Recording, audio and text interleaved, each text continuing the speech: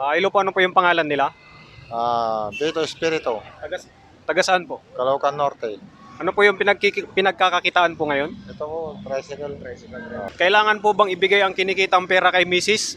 Oo, kasi siya magbabudget sa sa pang-araw-araw eh. Kaya dapat ibigay sa kanya. Sir, ano po yung pangalan nila? Mr. Joseph Busto, Ano po yung pinagkakakitaan? namamasada sa Binmanoy. Kailangan po bang ibigay ang kinikitang pera kay Mrs.? Depende po. Bakit po depende, sir? Kung mayroon siyang pera, kahit kalati lang ibibigay sa kanya. Para may matitira din para sa akin.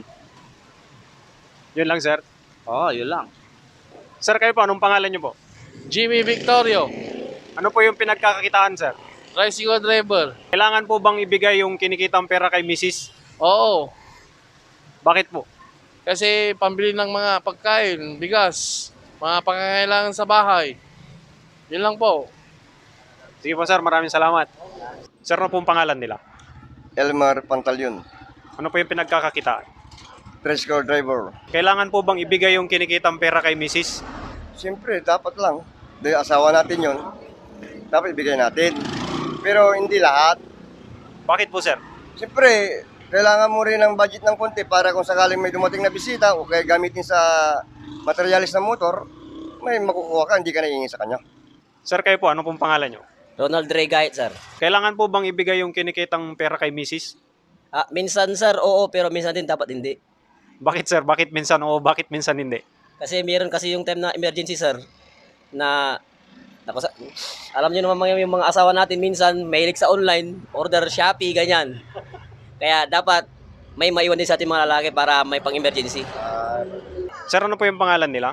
Domingo Angeles. Kailangan po bang ibigay yung kinikitang pera kay Mrs.? Kailangan kasi nangangailangan din si Mrs. ng panggastos sa bahay, mga unang pabilihin. Kailangan lang na ibigay kay Mrs. Sir, magandang umaga po. Ano po yung pangalan po nila, sir?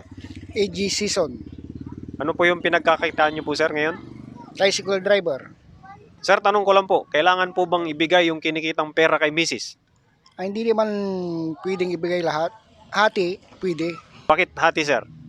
Para may ano din siya, allowance. Hati sa kita para may pambili ng 2x2. Hindi lahat naman ibigay sa asawa. Para may budget din ng may asawa, may budget. Yun lang, sir.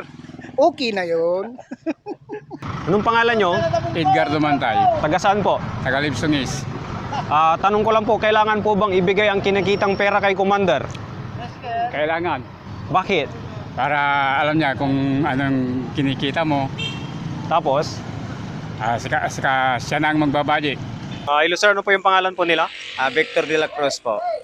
Ano po yung pinagkakakitaan ngayon? Nagta-tricycle driver po kami. Kailangan po bang ibigay yung kinikitang pera kay Mrs.? Depende, kalahati lang po.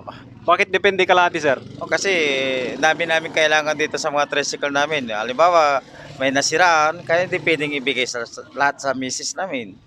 Tapos yung gasolina, hindi rin pwedeng ibigay lahat. Basta tapos kami na rin po yung namamalingki ng mga ulam namin.